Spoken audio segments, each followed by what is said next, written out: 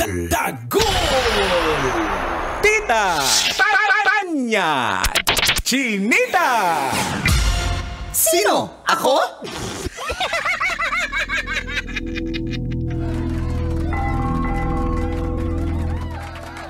Maulan na adlaw, Luzon, Visayas at Mindanao. Ako si Manggas at ito ang Siko. Sino? Wow, wow, wow. Ako? Wow, wow, wow. Yun pa uso mo.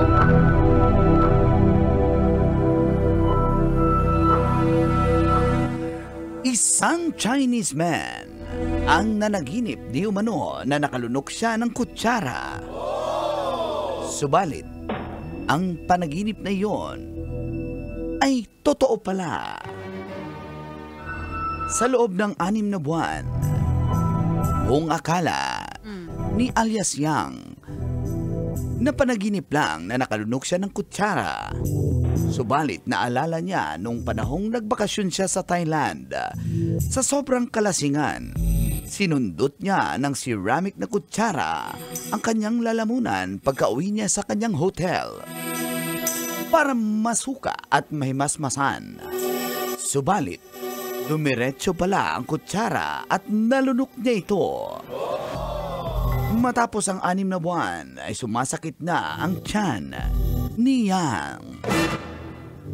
Nung suri ng doktor at dahil sa x-ray, kitang-kita sa x-ray ang kutsara na nasa small intestine o bituka ng nasabing Chinese man. Delikado umano ito, baka mawarak ang kanyang bituka at magiging sanhi ng kanyang pagkasawi. Kung kaya't inoperahan agad siya sa pamamagitan ng endoscopy. Naging successful naman ang nasabing operasyon. Kaya payo ni Yang, huwag masyadong magpakalasing. Kung iinom, drink moderately.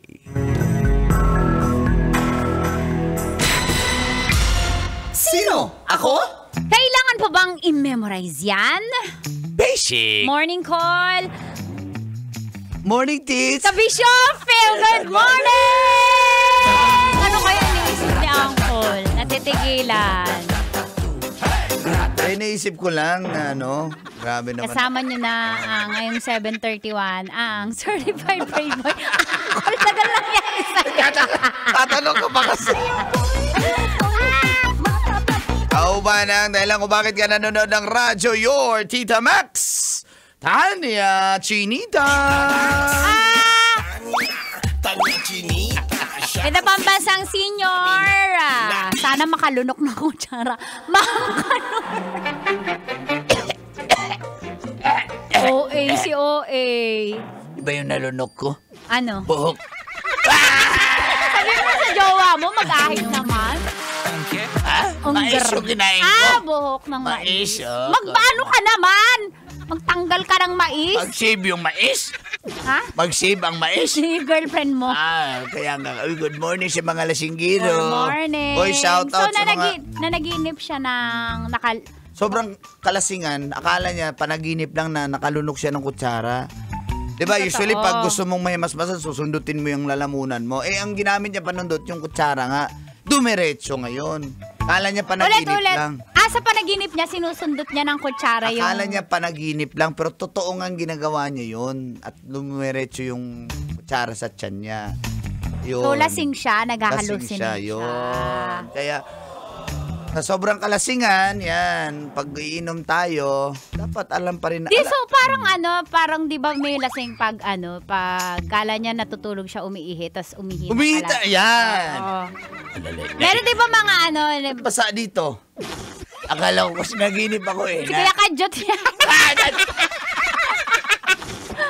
Huwag ganun. Kawawa na. Huwag ganun. Sorry. Okay. Oo. Kakampi Tapos yan. meron di ba parang may mga naglalasing, kala nila nang bababae sila. Yung totoo pala nang bababait talaga pala. Buti na. Akala ko na panaginip na nagkukutsara kasi may meaning yung Anong nakalunok meaning ng nun? kutsara. Anong ibig sabihin sa panaginip nun? May mga sabi ni dito, sinaalala ko may meaning yan isa sa meaning ay yun. Pag ikaw ay nakalunok ng kutsara, anong ibig sabihin nun sa panaginip? Pwedeng parang Swerte ba o malas? puro negative.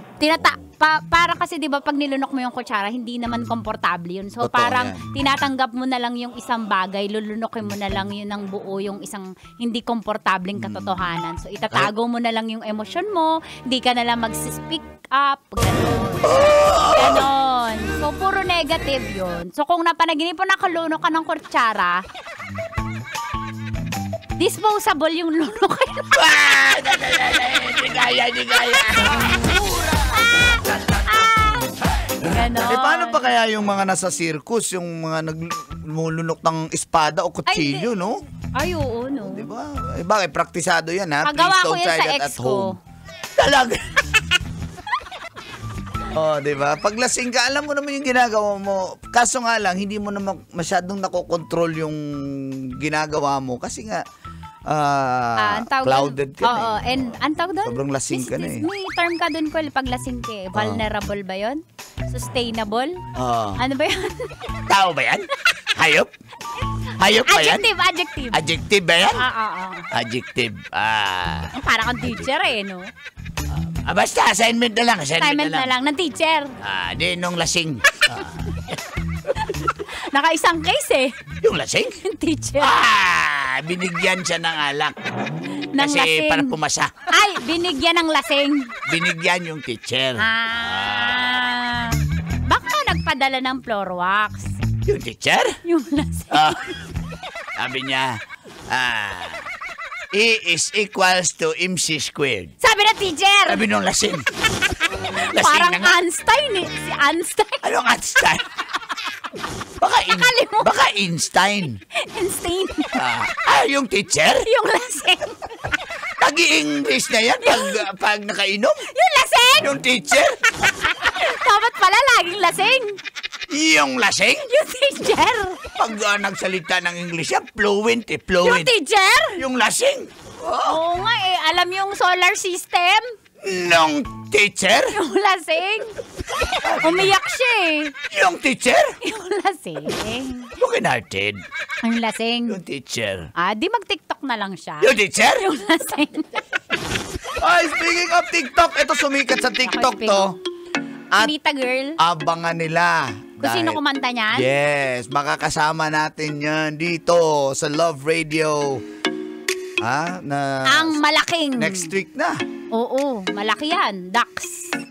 Sure ka. Sure ka. Sure, pag sure, oy. Pag sure, oy. Ito na. Abangan natin ha, mga kabisyo, pinakabagong DJ sa Love Radio. Sa iyong tingin, palang ako ay natunaw na. Mga titig mo sa